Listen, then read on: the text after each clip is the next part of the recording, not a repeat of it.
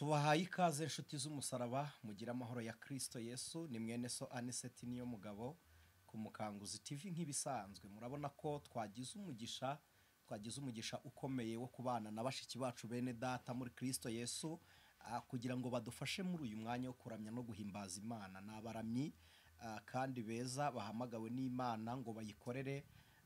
Umuririmbyi yararirimbye aravuga ngo Yesu databuja nzamukorera ndacogora. Aravuga ngo ngwize ubuntu Imana ishimwe, kandi aravuga ngo maze imirimo yo mwisi ajya ampa ninyirangiza azampamagara ngeze mu ijuru. Rero bene data nabo mu muhamagaro twabararitse, twagize umugisha wo kubana nabo. Reka tubahe ikaze duhereye iburyo bwanjye hafi hano, adusuhuze hanyuma atwibwira amazina. Yesu abaho umugisha. Yesu ashimwe. Nitwa Niyonziza Lydia, ndi umubyeyi w'abana 4 n'umugabo, ndi umuririmbyi. Yesu aduhana umugisha. Imana ibaho umugisha. Lydia turamwakiriye, tumuhaye ikaze aho muri. Ndabizi ko muri gutanga ikaze mwakira bene data muri Kristo Yesu kugira ngo uyu mwanya tubane mu byishimo n'umunezero kubw'agakiza kabonerwa muri Yesu. Reka twakire na mwene data nawe iburyo bwe kugira ngo nawe adusuhuza twibwire. Yesu ashimwe. Amen. Nitwa Irankunda Emerance, ndi umumama mfite abana 4 n'umugabo. Imana ishimwe. Imana iduhana umugisha. By'umwihariko aba bantu mubona baravukana, kandi by'umwihariko n'abana b'abatambyi bavutse mu maraso ya Kristo Yesu. Niyo mpamvu uyu mwanya bari hano kugira ngo batubwire ibyuzuye imitima kubw'agakiza kabonerwa muri Kristo Yesu. Reka mbigombe hanyuma Emerance adufashe asenga Imana, namara gusenga dufatikanye kuririmbira Imana, namwe mwumvireho. Turagushimiye Imana nkuru, Imana ishimwe, Imana y'icyubahiro, haleluya, Imana ifite ubushobozi, Imana ifite icyubahiro, Imana ifite ubutware, Imana iri hejuru y'ibintu byose, Imana itegeka ibintu byose byaremwe mu isi ndetse no mu ijuru. Turagushimiye mutware, turagushimiye nyiri cyubahiro, turagushimiye nyiri gukomera, tugushyize hejuru kubera ko ari wowe ubikwiriye. Aya masaha tukuramburiye amaboko kubera ko icyubahiro ari icyawe. Uhereye mu gitondo cy'uyu munsi wabanye natwe kugeza kuri aya masaha wabanye natwe, tugushyize hejuru, tuguhaye icyubahiro. Aya masaha turi imbere yawe Mana, turakwifuje, twifuje kubana natwe muri uyu mwanya, twifuje ko amavuta y'Imana aba kuri twebwe, amavuta y'abaririmbyi akaba kuri twebwe. Data wa twese mwiza, twifuje ko marayika ushinzwe abaririmbyi aza akabana natwe, kandi dusenge ikintu cyose kiri bubere muri uyu mwanya kugira ngo kiyoborwe nawe. Urakoze kugiye kubana natwe, ubwo umugisha umuntu wese ugiye kumva ndetse no gufashwa n'aya magambo yawe. Urakoze rero kubyumvise ni mu izina rya Kristo Yesu. Amen.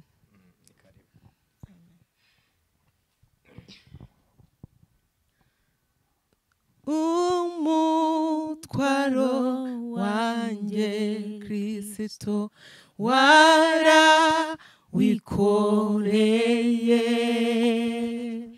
bakubambye ku musaraba, ni jyewe wazize. Unkuraho wa mutwaro sinyiwikoreye, unkuraho wa mutwaro sinyiwikoreye. Igikombe cyanjye cyarimo kuvumwa n'urupfu, nukukiranguza ku bwanjye ibyo bisharira. Uhera ku bihimbuza ibyiza by'ijuru, uhera ku bisimbuza ibyiza by'ijuru. Uwiteka wanga icyaha pe, wabanguye inkoni ariko sinjye yakubise ahubwo ni wowe. Iyo mibyimba Kristo niyo yanyijije, iyo mibyimba Kristo niyo yanyijije. haguye inkundura Yesu nge nkugama mu bwo iguhitiraho ku giti nge ntiyanyagira, yarakunshocaguriye none hareyutse, yarakunshocaguriye none hareyutse. Soya kuyinkota yera aragusogota, umutima wawuhinduka urwubati rwawo, none iyo nkota iragimbye ntakikinwa y'ubu, none iyo nkota iragimbye ntakikinwa y'ubu. Napfanye nawe Kristo ubwo wampfiraga, urazukana nawe urazunturamo,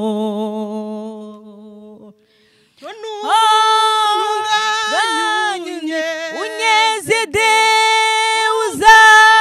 uzangeziwa. Oh haleluya, none untunganye unyeze de uzangeziwawe, none untunganye unyeze de uzangeziwawe, none untunganye unyeze de uzangeziwawe. Wabasaba mugasubiramo igitero cyayo cya kabiri, igitero cyayo cya kabiri.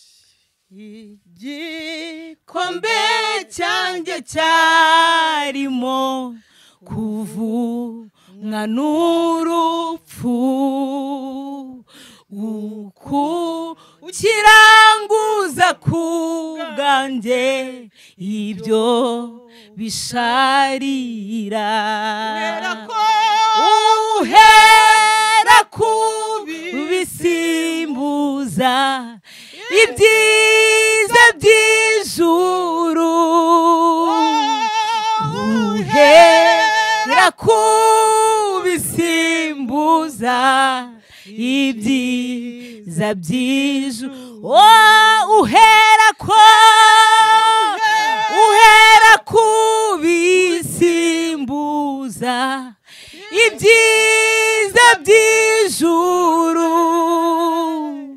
uhera ku bisimbuza ibyiza by'ijuru. Uwiteka wanga icyaha pe yabanguye inkoni, ariko sinjye yakubise ahubwo ni wowe. Iyo mibyimba Kristo niyo yanyijije iyo mibyimba Kristo niyo yanyijije so yakuye inkota ye yera aragusogota umutima wawe uhinduka urwubatirwa none iyo nkota iragimbye nta kikinwa y'ubu none iyo nkota iragimbye nta kikinwa y'ubu none iyo nkota iragimbye nta kikinwa y'ubu none iyo nkota iragimbye nta kikinwa y'ubu none iyo nkota iragimbye nta kikinwa y'ubu none iyo nkota iragimbye nta kikinwa y'ubu none iyo nkota iragimbye nta kikinwa y'ubu none iyo nkota iragimbye nta kikinwa y'ubu. Haleluya. Mana ishimwe. Mbese niho abizera bazajya kuba ni muri Yerusalemu n'umurwa w'Imana warimbishijwe niho bazatura bazaba amahoro bazagubwa neza ntibazatinya ikibi cyose kuko Imana izahanagura amarira yabo bazaba amahoro bazagubwa neza ntibazatinya ikibi cyose kuko Imana izahanagura amarira yabo. Mbese ubwo mubona bizamera bite Yesu umwami natwakira hamwe n'abamarayika bera ko badukumbuye tubanye na Yesu n'intwari zatsinze nta kizadutandukanyayo tuzabana yakaramata n'umukiza wacu tubanye na Yesu n'intwari zatsinze nta kizadutandukanyayo tuzabana yakaramata n'umukiza wacu tumaze kugerayo tuzaririmba indirimbo zo kunesha maze twishime hejuru y'urupfu ndetse na Satani tumaze kugerayo tuzaririmba indirimbo zo kunesha maze twishime hejuru y'urupfu ndetse na satani.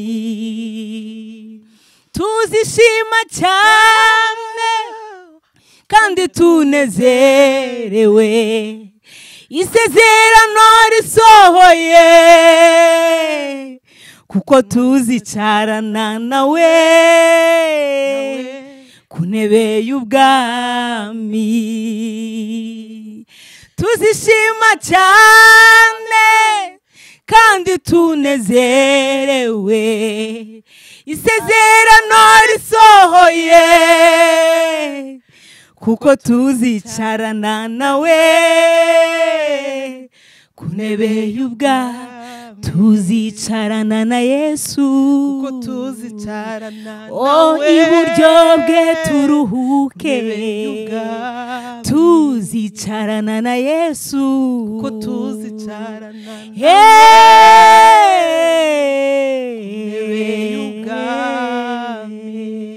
y'ubwami. Haleluya. Reka mbinginge abantu bakurikira umukanguzi, Imana ibaha umugisha. Reka ninginge abo baramyi bene data dufatikanye indi ndirimbo imwe, hanyuma dusome ijambo ry'Imana dusoza. Indirimbo ya 81 ivuga ngo nkunda kumva amakuru y'umuntu. Ya 81 iyo twari dusoje mbere yo mu gitabo ni ya 83 mu gitabo cyo gushimisha Imana. Imana ibaha umugisha. Karibu cyane. Kumva amakuru y'umurwa uri kura hatagera ibyago, kandi umucyo n'umwana w'intama umunsi umwe nzawinjiramo. Haleluya, niko mvuza impundu. Haleluya, ndinjira mu murwa. Haleluya, ndi hafi kujyamo.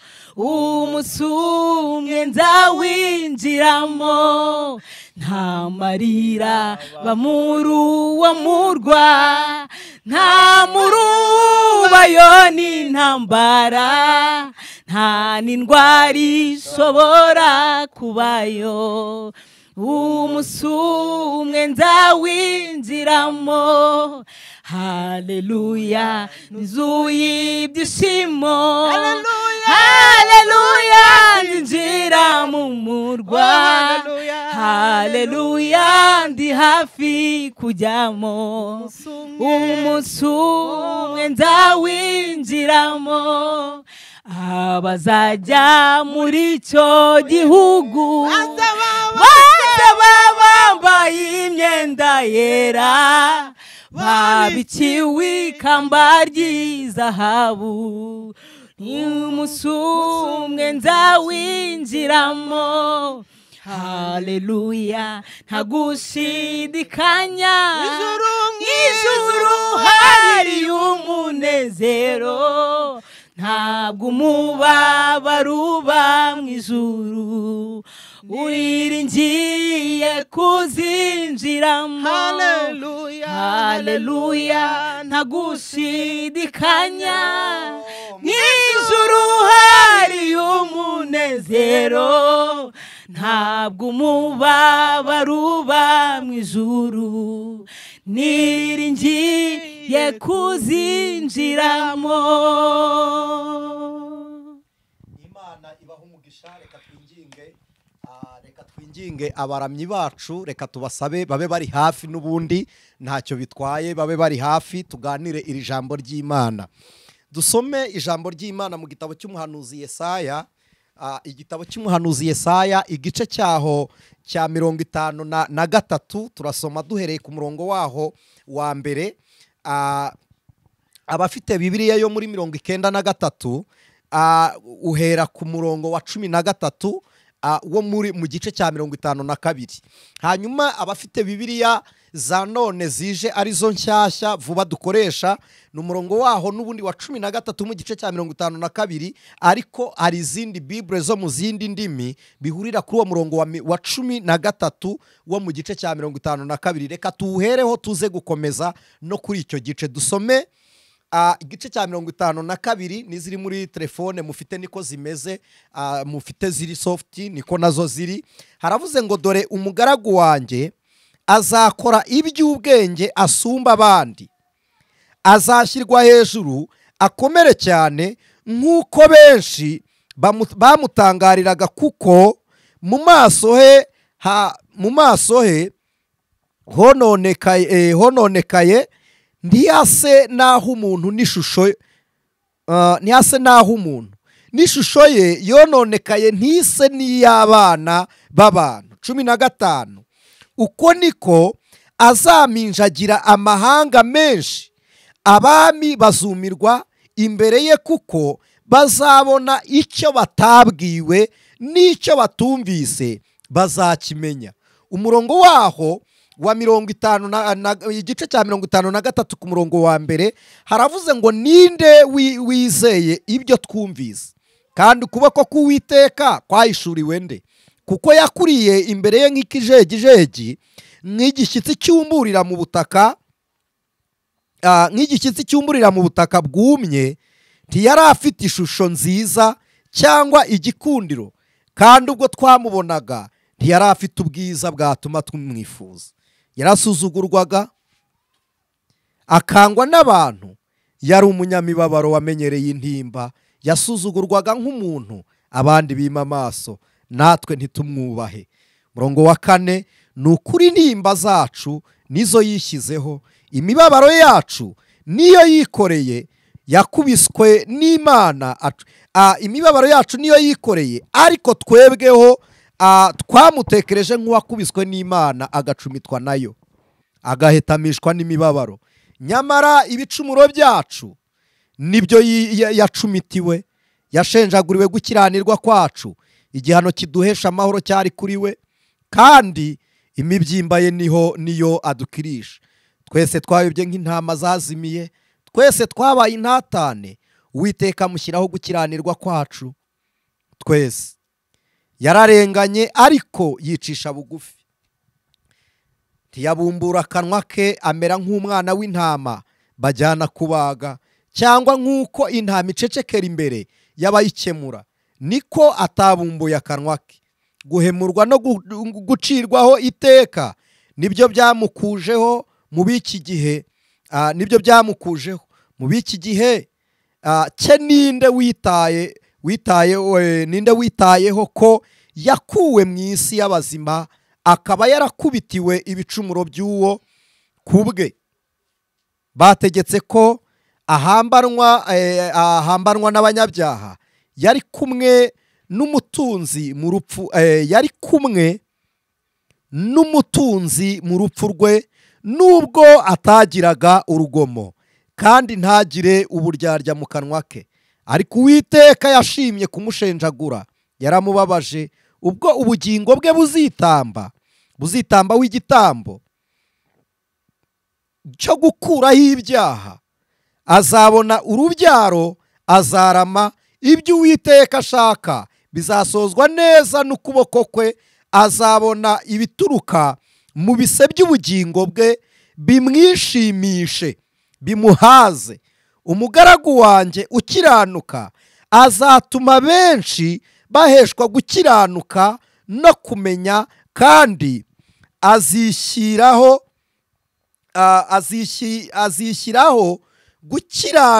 gukiranirwa kwabo. Nicyo gituma nzamugabanya umugabane n'abakomeye, azagabana iminyago n'abanyamaboko, kuko yasutse ubugingo bwe akageza ku gupfa, akabaranwa n'abagome, ariko ubwe yishyizeho ibyaha bya benshi, kandi asabira abagome. Mwakire neza iri jambo ry'Imana. Tukiri kumwe n'abaramyi, ndagira ngo twongere tubumbure cya gitabo, ya ndirimbo ya 83, ndagira ngo tuyisome, tuvuge ku gitero kimwe. Twenda gusoza, twenda gusenga. Ya ndirimbo ya 83 turirimbye mu gitabo cy'indirimbo zo gushimisha. Reka mbanze nyisome, hanyuma mbabwire igitero dusubiramo rimwe. Haravuze ngo umutwaro wanjye Kristo warawikoreye, bakubambye ku musaraba, ni njye waziraga, unkuraho wa mutwaro sinkiwikoreye. Imana ishimwe. Igitero cya kabiri haravuze ngo igikombe cyanjye cyarimo kuvumwa n'urupfu, nuko urakiranguza ku bwanjye. Ibyo bisharira uhera ko ubisimbuza ibyiza byo mu ijuru. Imana ishimwe. Igikombe cyanjye, igikombe cya Heme, igikombe cya Lidiya, igikombe cya Niseti, igikombe cya Chris na Samu na Viviane bari hano off ya kamera. Yesu yaragifasha arakiranguza, cyari kirimo urupfu n'ibisharira, agihindura ibyiza by'ijuru. Toriya bone Esra takitariwa bene enima. Uri Imana yatugiriye ibanga. Imana ishimwe. Igiciro cya gatatu aravuze ngo Uwiteka wanga ibyaha pe, yabanguye inkoni ariko sinjye yakubise. Ariko Mana we, ntabwo ari twe Yesu, si twe twakubiswe, ngo ahubwo ni wowe Yesu wakubiswe. Yesu arabivuze, nababwiye ngo ntabwo dutinda. Arabivuze, aravuze ngo ibyaha byacu n'ibicumuro nibyo yacumitiwe, yashenjaguriwe gukiranirwa kwacu. Imana ibanguye inkoni ntiyakubise twe, ngo iyo mibyimba Kristo niyo yankijije. Ngo haguye iyi nkundura, iyo ni imvura yavugwaga. Yesu ngo njya nkugamamo, haguye imvura y'inkundura. Yesu atubera ubwugamo muri iyo mvura y'amahindu. Iyo mvura yari isuri yo kudutembana, yari buturenzeho isayo. Yesu atubera urwugamo. Imana ishimwe. Ngo iguhitiraho ku giti, nge ntiyanyagira. Ngo hano bakoresheje ikinyarwanda giteye ubwoba, ngo yaragucocaguye. Gucocagura ni urupfu rw'urubozo, rw'agashinyaguro. Yaragucocaguye ngo none hareyutse. Iyo ni imvura yacocaguye Kristo. Amacumu y'imvura, amahwa y'imvura aramucocagura. Inkoni zayiga bakubita umubiri ukomoka biramucocagura. Ariko twebwe aho ikirere cyacu kiri hareyutse. Hareyutse, hareyutse, hareyutse. Ngo so yakuye inkota ye yera arayigusogota, umutima wawe uhinduka nk'urwubati. Mu yandi magambo, inkota yakuwe, ariko bera b'Imana muyumve, inkota Imana yarayifashe isogota Kristo. Noneho ahari ikirindi kiwateye Yesu inkota, ubu niho hameze nk'aho hari ubugi. Ubwari ubugi, umutima wa Kristo wabaye urwubati rw'ubugi. Ariko Mana we, niyo mpamvu umuririmbyi avuze ngo none iyo nkota yaragimbye. Haleluya, iyo nkota yaragiye. Urukundo rwawe wankunze rurushimba ragurupfu, nirwo rwanza nyemurugo, nduhukiye murukundo, nagushimira gute wowe wankunze, wahinduye imibabaro yanjye ibitwenge, mbayeho ngo murengushyira hejuru. Umva, hari ikintu kinezeza, nuko ari we wampisemo, si kubw'ibikorwa byanjye nishimiye ubuntu bwawe nagushimira gute wowe wankunze wahinduye imibabaro yanjye ibitwenge mbayeho ngo mpore ngushyira hejuru. ntabwo dufite uko twashimira Imana, ntabwo tuzi amagambo twavuga, ntabwo ari ituro twatanga, n'ubundi twaba dukoze mu by'Imana yaduhaye. Niyo twatanga umubiri, Imana niwo muremyi wacu. Ituro riruta ayandi muri ibyo ni umutima, kandi tugakora iby'Imana ishaka. Ariko naryo ntiryari rihagije, ni kubw'ubuntu twagiriwe. Ntabwo dufite uko twashimira Imana ngo umutima wa Kristo niwe wabaye urwubati rw'inkota. Aho twari gupfira, aho twari kugwa yarahaguye, arangije aradukiza. Imana ihabwa icyubahiro. Igitero cya nyuma cya 6 kiravuga ngo nge napfanye nawe Kristo. Ubwo wampfiraga urazuka nzukana nawe, uraza unturamo, none untunganye unyeze uzangeza iwawe, unyeze de uzangeza iwawe. Reka aba bene data bashiki bacu bongere baririmba iki gitero cya 2. Nibamara kuririmba icya 2, igitero cya 2, baririmba icya 3 n'icya 4, hanyuma dusenga Imana.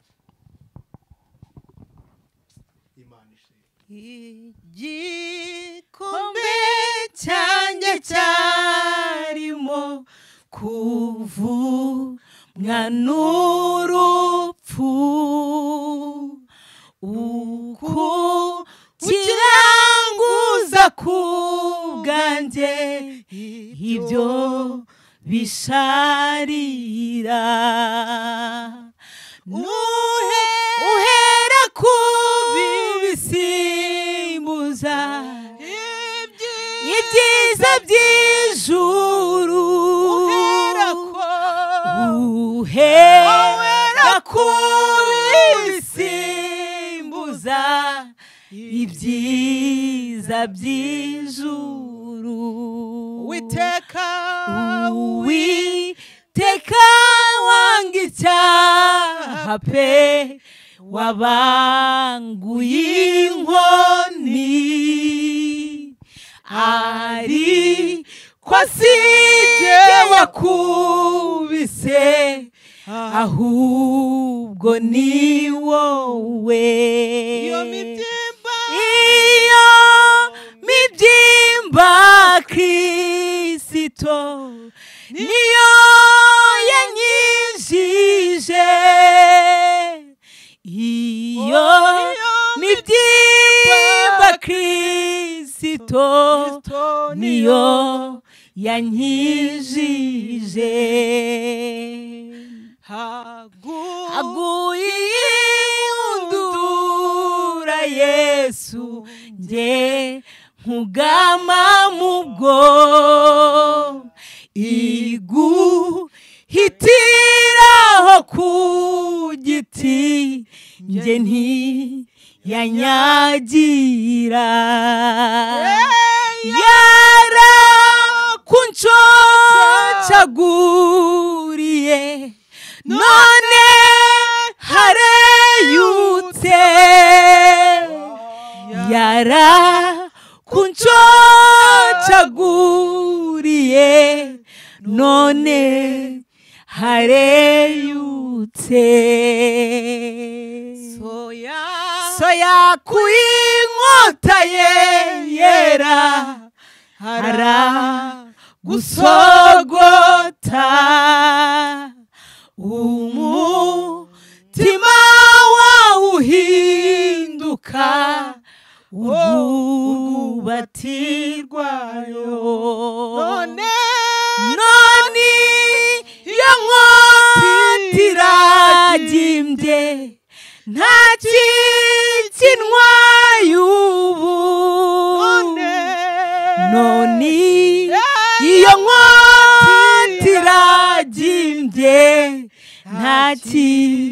kintwaye ubu napfanye nawe Kristo ubwo wampfiraga urazukana nawe urazunturamo none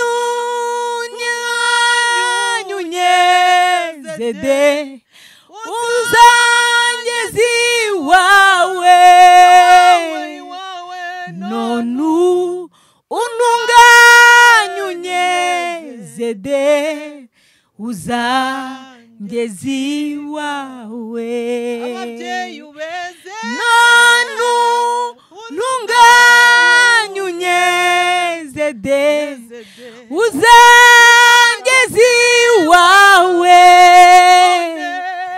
none untunganyunyeze uzangeze iwawe none untunganyunyeze uzangeze iwawe none untunganyunyeze uzangeze iwawe none untunganyunyeze uzangeze iwawe none untunganyunyeze uzangeze iwawe. Imana ishimwe, Imana ishimwe. Yesu adutunganye atweze azatugeze mu ijuru. Tugera hafi tugasoza, dusomye igitabo cy'umuhanuzi Yesaya. Yesaya yahanuye ubugingo bwa Kristo, ahanura uburyo abisiraheli bazanyagwa, ahanura uko bazitwara mu bunyage, ahanura uko abanyamahanga bazakira, ahanura uko Kristo azacungura, ahanura uko azababara, ahanura uko azazuka n'uko azagaruka gutwara itorero. Iki gice cya 50 reka tugikuremo insanganyamatsiko ivuga ngo impamvu ya Kristo mu rupfu. Kubera iki Yesu yapfuye? Kubera iki Yesu yemeye gukubitwa iyi nkota? Yari yiyicariye mu bwami bwe, wari wibereye mu mutuzo, ijuru ryose rigusingiza urudaca. Yaba nari mfite ibyo nkurusha ngo mbiguhe, kubera urukundo nkunda Yesu, kw'iby'igiciro byose ifeza n'izahabu, ibyo byose biri mu biganza byawe, byose biri mu biganza bya Kristo. Yari yibereye mu ijuru, ijuru rimusingiza urudaca. Uyu ni Kristo tuvuga, uwera w'ukuri uri mu cyimbo cy'Imana. Aza mu isi, Imana yabwiye Mariya ngo uzabyara umwana w'umuhungu, ibwira Yosefu ngo uzamwite Isa, Yesu, kuko ari Jeshua, Yashoni, Jesui cyangwa se Jehoshi nk'uko babivuga mu gihe burayi baravuga ngo ni Jehova Kicani Vashiya. Imana ishimwe. Numwita Yesu bizaba bihuje n'intego y'ikimuzanye, bisobanuye ngo ni umucunguzi. Nasomye ijambo rivuga ngo azitwe Manueli, bisobanuye Imana iri kumwe natwe. Mu Kigiriki baravuga ngo ni Imana yiboneye ubuturo. Imana ishimwe. None Yesu wicaye mu ijuru, nimusoma mugakurikirana, mwihangane, nimukurikirana Bibiliya, Yesu afite ibyiciro bitatu.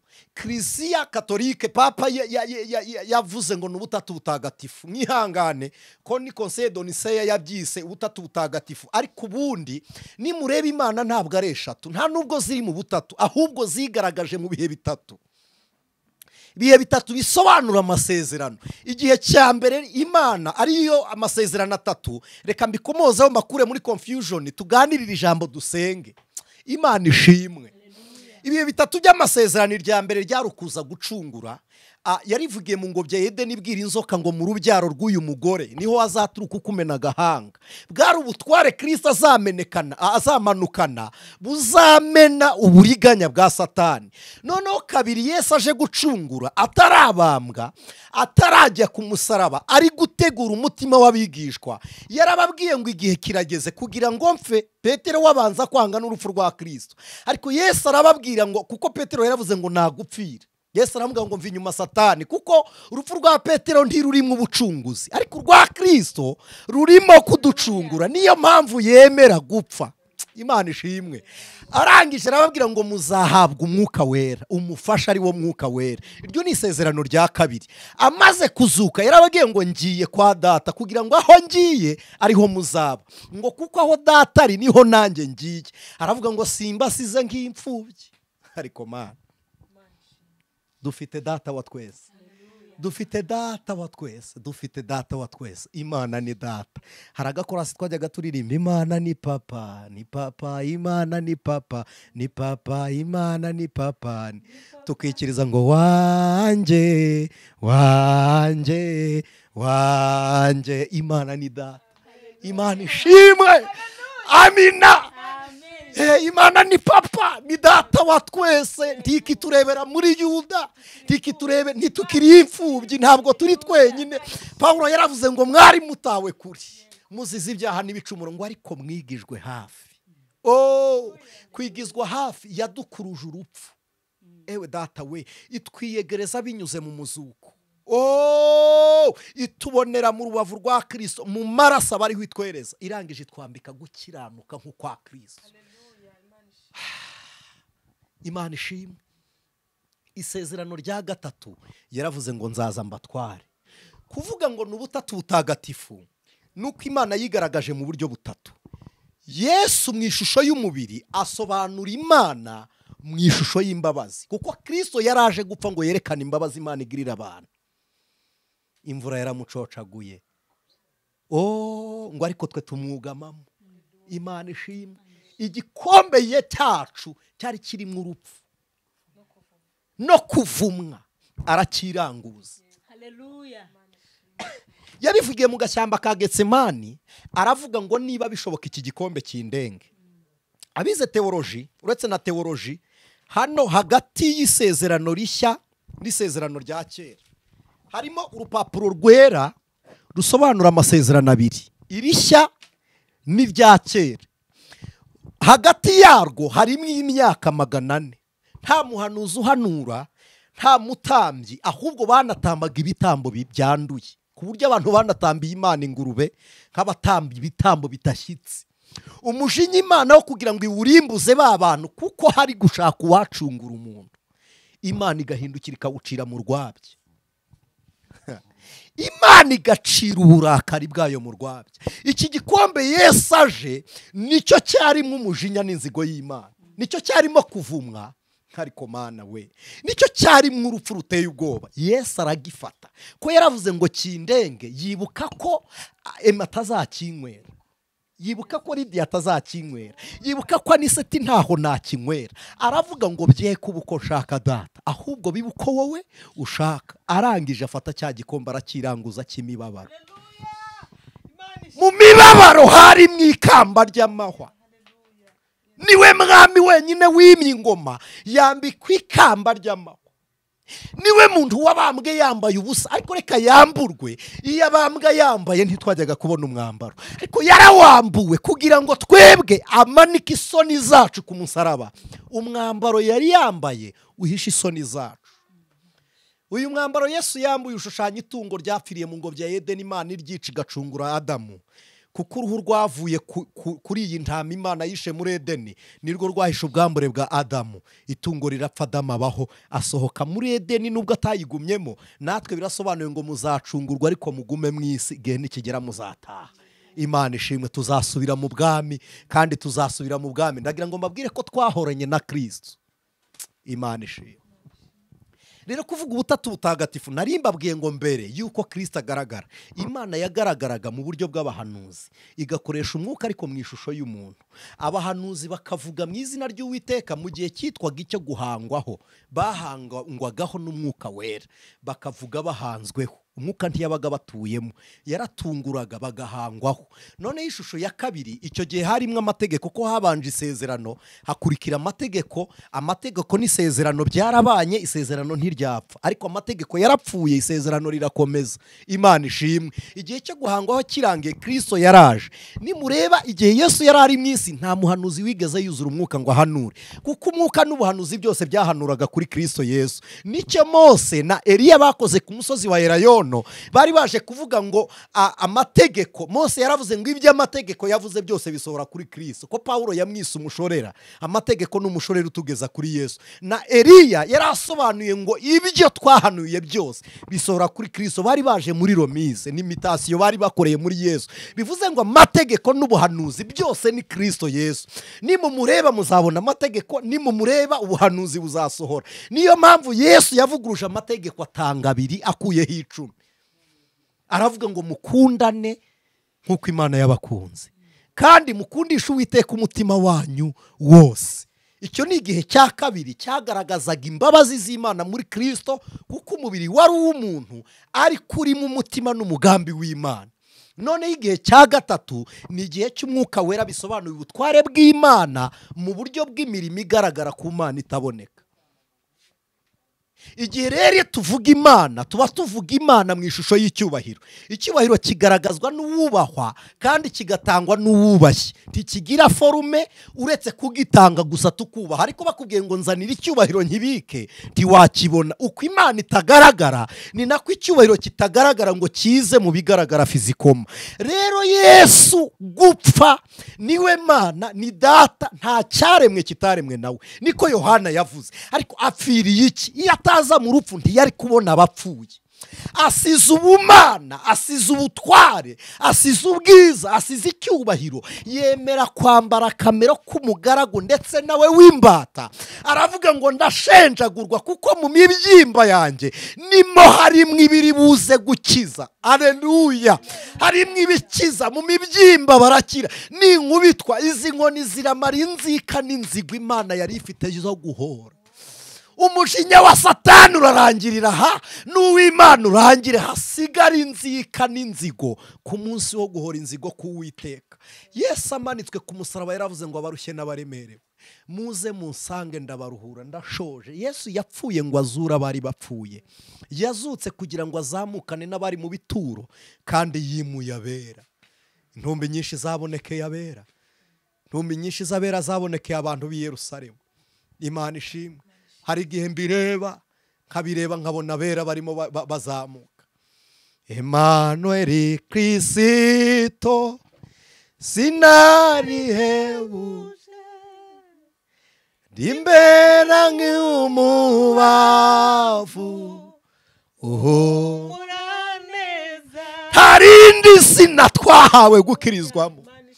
Iryo ni ryo rya Kristo Jehoshi Yosuwa Yashoni. Niwe mucunguzi, niwe wamanitswe ngo dukire. Ndagira ngo dusengera abantu, ndagira ngo dusengera abantu, ndagira ngo dusengera abantu.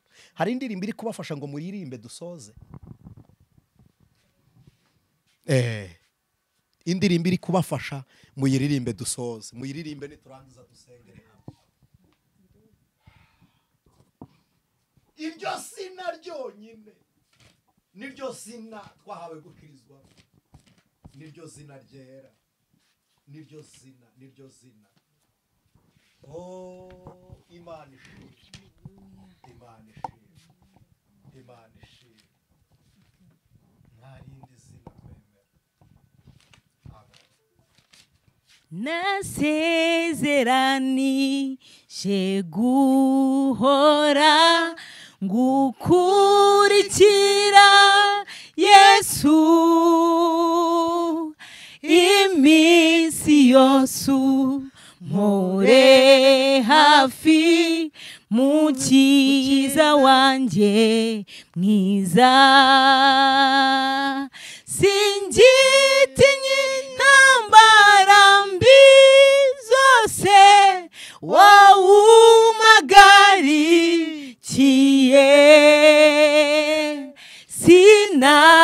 sinshobora kuzimira nimpora nkuyoboka ndashaka yuko twibanira ningeragezwa n'isi numva amajwi yanyinginga iteka ngo nkuveho ababisha baranyegereye bandi inyuma n'imbere nyamara nkwisunge Kristo undinde ibicumuro mukiza ijwi ryawe numvise rindutirayo yose unyongorera mu mutima ngo ntumvirayo moshya horumbwiriza ibyo kuntinyura kandi uhora untegeka uvuge ngo nanjye nkumvire murengezi nizera mukiza wasezeranije abagukurikiye yukuza bageza mw'ijuru bahoraneyo nawe kandi nanjye nasezeranije guhora ngukorera umfashisha ubu ntunibambe we databuja wera kandi umpe kugera ikirenge mu cyawe muyobora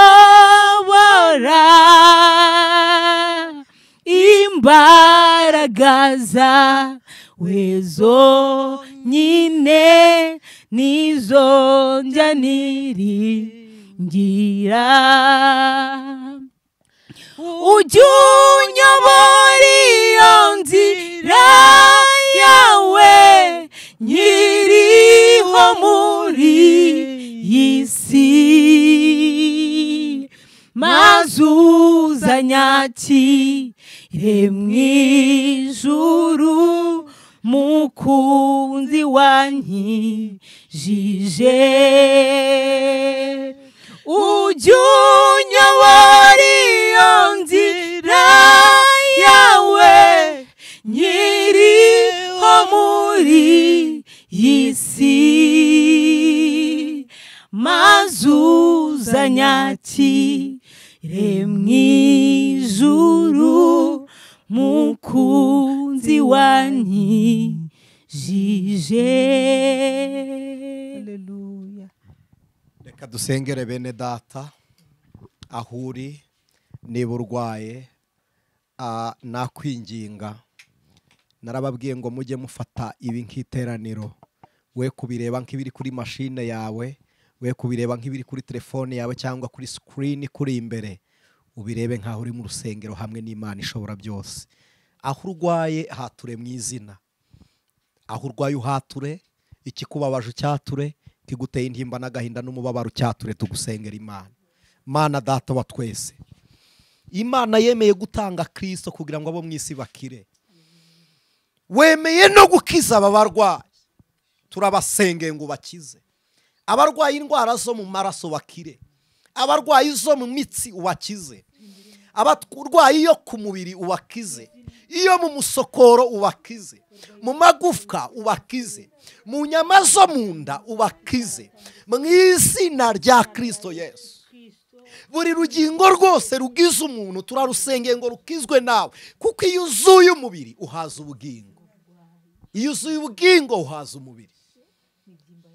Turasenze, wadukirije mu mibyimba yawe, Gorogota agasozi karaka ibivume, niko twababariweho, niko watangarijeho imbabazi.